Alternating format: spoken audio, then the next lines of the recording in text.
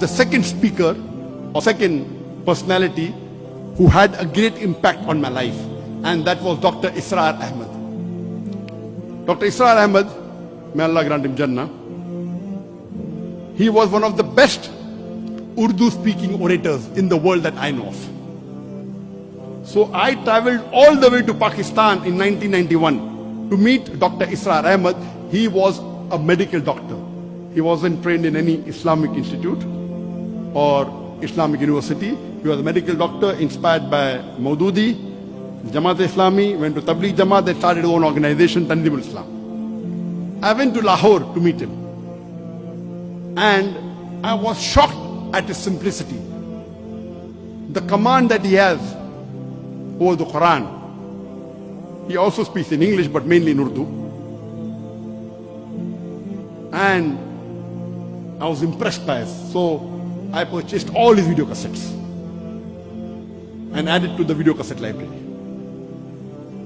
And to cut the story short, I learned many things from him. I'll just mention two important things I learned.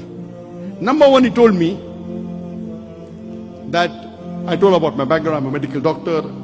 I've just passed. And in 1991, I finished my medical studies and I was doing my internship when we started the organization. In 1991, in 1990, I finished my medical studies.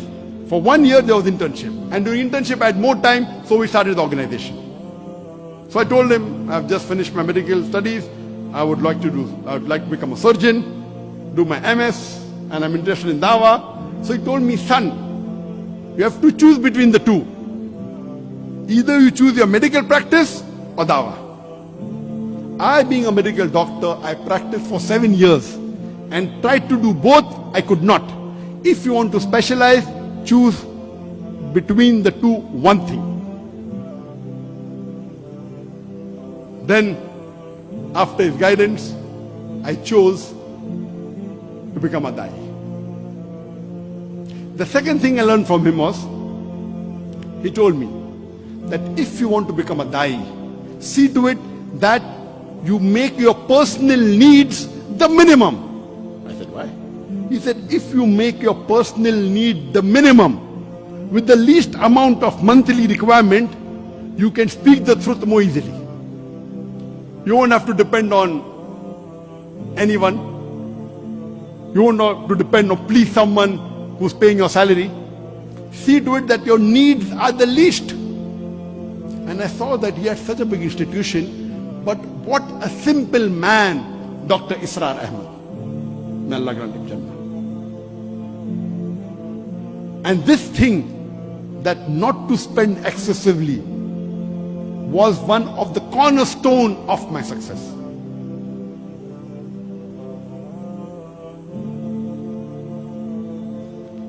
Just in case I forget, towards the end I may tell you, but today I require only 2,000 ringgit a month for me and my wife to survive. Only 2,000 ringgit. Very comfortably.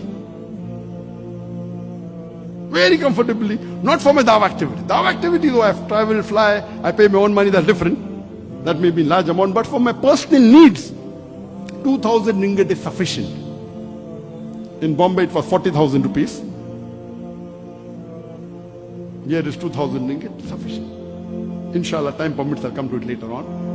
So these two things I learned from Sheikh Ahmad Deedan. And when I came back, I told my parents, initially when we started the organization, Islamic Research Foundation, I told my parents I will only be giving 2 hours a week. Because once I finished my internship, when I joined the MS surgery, I have to be there 24/6 or 6.5. Maybe I get half a day in a week free. So I spend some time with my family and 2 hours in this organization. But then I decided I will not do my post-graduation. I told my parents, I want to give 2 hours a day for Dawah and the balance time for my medical practice. My father had a roaring practice. My elder brother, Dr. Muhammad Naik, also was a doctor. And my brother, he was a very good orator. So when Sheikh Ahmad Deedat came, he was the MC. Because he was the Secretary General of his medical college.